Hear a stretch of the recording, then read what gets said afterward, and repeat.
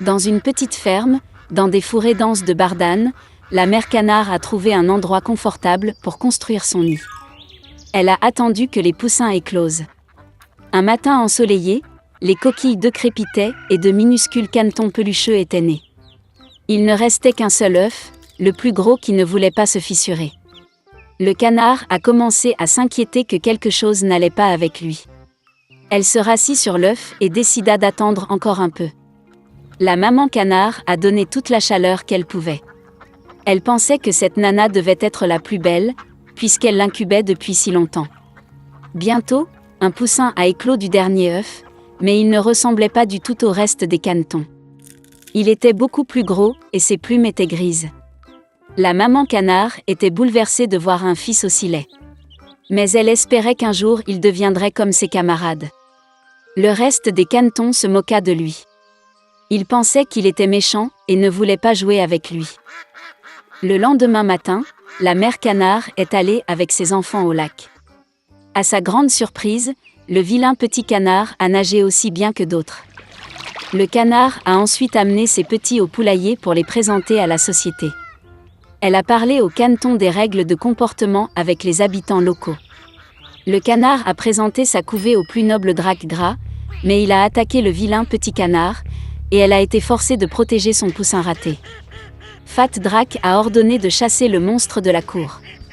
Mère a assuré qu'il grandirait et deviendrait comme les autres canetons. Incapable de résister aux brimades et à l'humiliation, le vilain petit canard a quitté le poulailler.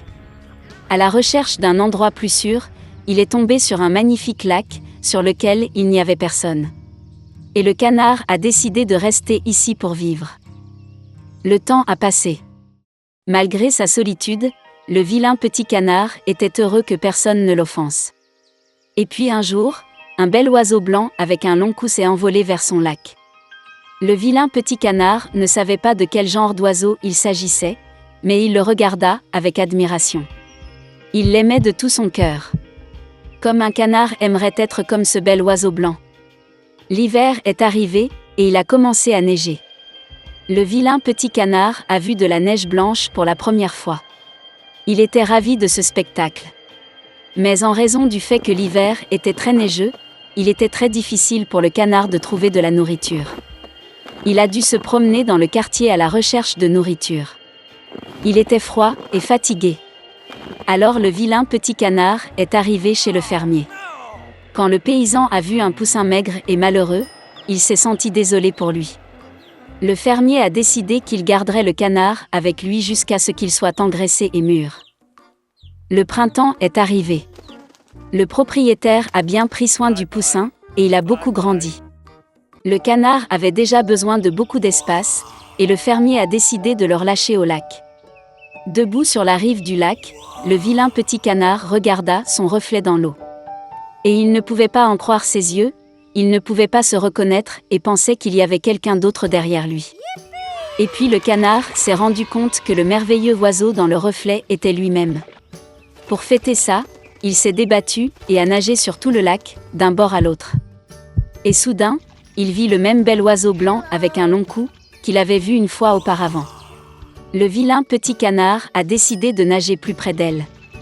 Mais le bel oiseau n'avait pas peur, mais au contraire, elle a souri et a fait un clin d'œil, et ensemble ils ont nagé à travers le lac. Le vilain petit canard ne pouvait pas croire à son bonheur. En passant, un gros drac au bord du lac a dit qu'il n'avait jamais vu un si beau jeune cygne de sa vie. Quelle a été sa surprise quand il a découvert que le vilain petit canard qu'il avait jadis chassé du poulailler était un beau cygne.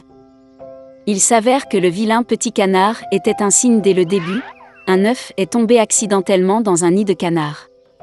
Et quand le beau jeune cygne est rentré à la maison, tout le monde dans la cour de volaille a eu très honte de l'avoir offensé une fois à cause de son apparence. Mon grand-père a planté un navet, et il est devenu grand, très gros. Jamais vu un tel navet dans les villages. Et donc mon grand-père est allé cueillir un navet. Tire, mais ne peut pas tirer. Le grand-père ne savait pas quoi faire. Et ainsi, mais cela ne se retirera d'aucune façon. Ensuite, le grand-père a appelé la grand-mère pour tirer le navet. Une vieille femme est venue, a attrapé son grand-père par le dos, et ils ont commencé à rassembler le navet. La grand-mère est pour le grand-père et le grand-père pour le navet. Ils tirent, mais ils ne peuvent tout simplement pas les tirer. C'est juste une sorte de problème. Le grand-père a réfléchi et s'est rendu compte qu'il était temps d'appeler la petite fille à l'aide. Et ils se mirent à appeler la petite fille au sommet de leur voix, à tel point que tout le village trembla. La petite fille accourut, saisit la jupe de la grand-mère et recommença à tirer le navet. La petite fille de la grand-mère du grand-père et le grand-père du navet. Ils tirent, mais ils ne peuvent pas tirer. Les vieux étaient bouleversés, car un tel navet disparaît. Ensuite, la petite fille a décidé d'appeler son chien, Bug, pour qu'au moins elle aide à tirer le navet. Bug accourut, attrapa sa petite fille par le mouchoir, et ils commencèrent à rassembler le navet. Un bug pour une petite fille pour une grand-mère pour un grand-père, et un grand-père pour un navet. Ils tirent, mais ils ne peuvent plus tirer. Le grand-père et la grand-mère étaient encore plus bouleversés, car le navet non mangé disparaîtra. Soudain, l'insecte a aboyé et s'est enfui. Le chien est revenu non seul, mais avec un chat. Elle a attrapé le scarabée par la queue et a commencé à tirer le navet tous ensemble. Un chat pour un insecte pour une petite fille pour une grand-mère pour un grand-père et un grand-père pour un navet. Pulpule, mais pas extensible. Les personnes âgées étaient bouleversées avec leur petite fille. Ils ne verront pas de navet. Soudain, le chat a couru dans la grange. Elle était partie depuis longtemps, et elle est revenue non seule, mais avec une souris. Le grand-père et la femme, ainsi que la petite fille et le scarabée, ont commencé à demander de l'aide à la souris. Elle remua la queue, grinça 2 fois, puis attrapa la fourrure du chat avec ses petites pattes. Et encore une fois, ils ont assemblé le navet. Une souris pour un chat pour un insecte pour une petite fille pour une grand-mère pour un grand-père et un grand-père pour un navet.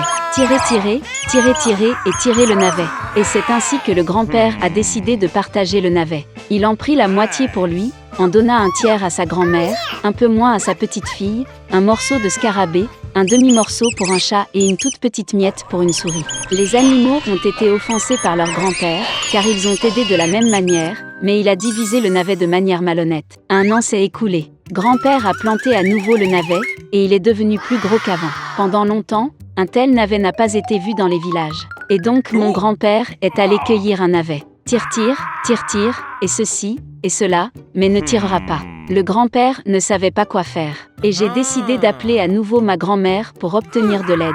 Ils ont commencé à rassembler le navet. La grand-mère est pour le grand-père et le grand-père pour le navet. Ils tirent, mais ils ne peuvent tout simplement pas les tirer. Puis la grand-mère a appelé sa petite fille. La petite fille accourut et ils rassemblèrent le navet. La petite fille de la grand-mère du grand-père et le grand-père du navet. Pulpule, mais pas extensible. Le grand-père était bouleversé et est allé demander de l'aide aux animaux. Il a appelé Bug, mais elle a seulement détourné le visage, a remué la queue et s'est enfuie. Grand-père a trouvé un chat et elle est montée sur le toit de la grange. Puis le vieil homme est allé à la souris. Mais elle ne l'écouta pas non plus. Puis le grand-père s'est rendu compte que les animaux avaient été offensés par lui pour ne pas avoir honnêtement partagé le navet. Après tout, sans souris, chat ou insecte, le grand-père ne peut pas voir un navet. Le vieil homme réfléchit, rassembla ses pensées et retourna vers les animaux. Il s'est excusé auprès de l'insecte, a demandé pardon au chat et a promis le meilleur morceau de navet pour la souris. Ensuite, les animaux ont accepté d'aider leur grand-père. Et ils ont commencé à rassembler le navet. Une souris pour un chat pour un insecte pour une petite fille pour une grand-mère pour un grand-père et un grand-père pour un navet. Tirer et tirer le navet. Baba a fait cuire un navet. Depuis longtemps, ces délicieux navets n'ont pas été vus dans les villages. Et le grand-père a divisé le navet également, un morceau pour lui-même, sa grand-mère et sa petite fille. Nous avons chacun un morceau d'un insecte avec un chat et même une souris. Tout le monde était heureux. Ainsi, ils ont vécu dans la paix et l'harmonie heureusement pour toujours.